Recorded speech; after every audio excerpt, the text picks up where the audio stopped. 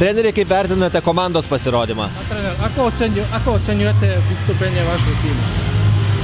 No, za všetko asi hovorí táto čiapka, to, čo je na nej napísané.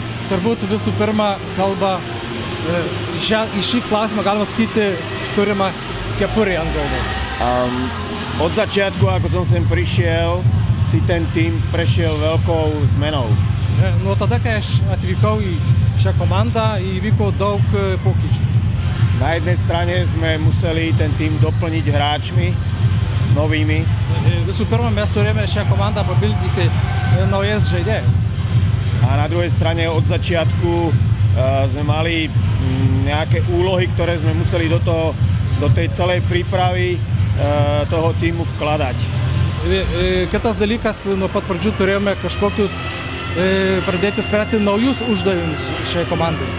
To bola v podstate moja úloha, na tom sme sa dohodli s generálnym manažerom na začiatku. Tai visų pirma, tai buvo mano uždavinys susitarti su generáliniu direktorium. Aby som vniesol do toho týmu určitú profesionalitu, systém a disciplínu a všetky tie veci, ktoré patria k hokeju. Kad galėčiau iš pat pradžių įnešti į šią komandą discipliną, kas daugiau. Všetky ďalšie veci, ktoré ir visus kitus dalykus, kurie susijęs su ledo rituliu. Aby ten tým sa mohol posunúť o nejaký level, o nejaký stupienok vyššie. Kad ši komanda galėtų pakilti kažkokio laiptelio aukščiau profesionalumo lygyje. Ir šiandien, nors per plauką nepavyko pasiekti pergalės, tačiau, manau, sutiktumėt, kad fanai susirinkę liko patenkinti komandos pasirodymu. Dneska o Vlasok jebalo ten výsledok, avšak divácia asi boli spokojní s dnešným výsledkom. Treba povedať a na druhej strane niečo aj o superovi, že teda Mogo je špičkový tím tejto ligy a pravdepodobne ja osobne si myslím, že bude mať aj teda titul ligy, pretože naozaj má konzistentný výkon absolútne po celú sezónu. Visgi reikia pasakyti, kad komanda Mogo yra tikrai ir manau, kad jie taps čempionais ir na konci často. Ale myslím si, že hokej sa hrá hlavne pre divákov. Visgi manau, kad ledo ritulys žaidžiamas visų pirma žiūrovų.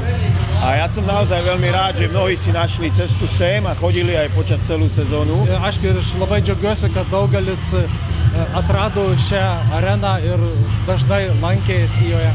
Pretože sme mali fantastických divákov, ktorí nás podporovali, aj keď sme na začiatku prehrávali a boli sme na poslednom mieste. Nes mes nuo pat pradžių turėjome fantastiškus sirgalius, kurie mus palaikė netgi tada, kai mes pralošinėjome. A tú energiu, ktorú nám dávali oni, že chodia sem, tak tá energia nás nutila k tomu, aby sme tvrde pracovali a stále sa snažili zlepšovať a robiť lepšie výsledky. Ir tá energija, kuria jie mus apdovanojo, jie stumė mus į priekį visose kovose. Ir galbūt klausimas labiau apie jūs ir jūsų atvykimą į Lietuvą. Koks buvo pirmos įspūdis apie Lietuvos ledo ritulį? Takže ještě jedna otázka ohľadom vašej cesty sem. Aký prvý dojem mali ste o Litve a o hokeju? Litva je krásna krajina, čistá, výborní ľudia, strašne dobre som sa tu cítil. Dobré jedlo, dobré pitie.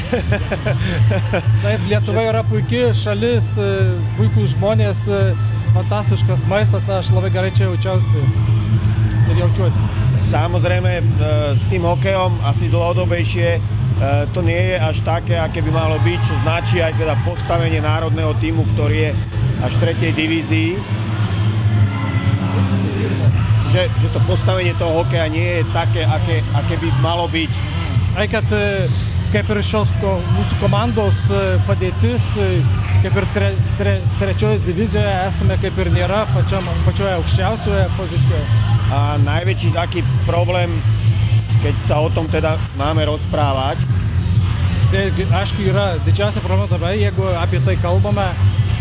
Ja vidím v celkovej základni a v mládežníckom ponímaní hokeja, to znamená u U15, U17, U19, tieto kategórie.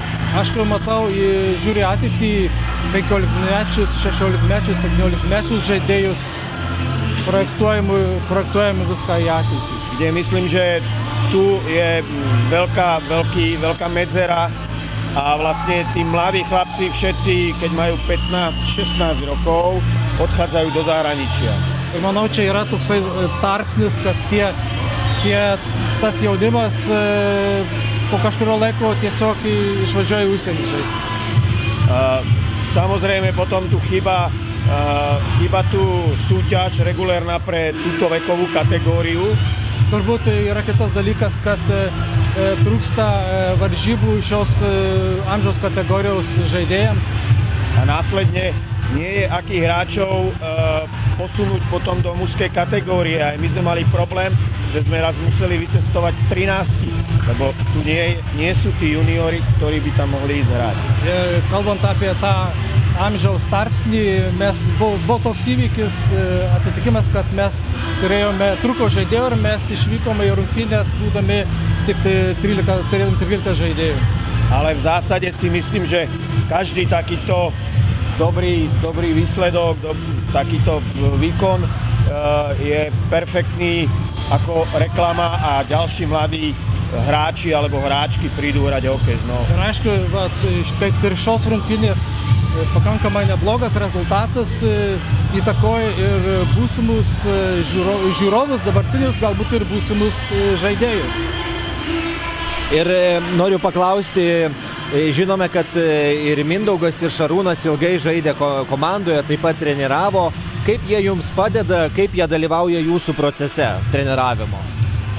Tak wiemy, że Mindaugas a Šarūnas tak też długo dobu grali, a trenirowali tutą skupinu. Jak oni wam teraz dopomagajú v tomto procese? Treba povedať, že na nich dvoch asi stojí celý klub. Manau, kad jų dėka visas klubas stovi vietoje.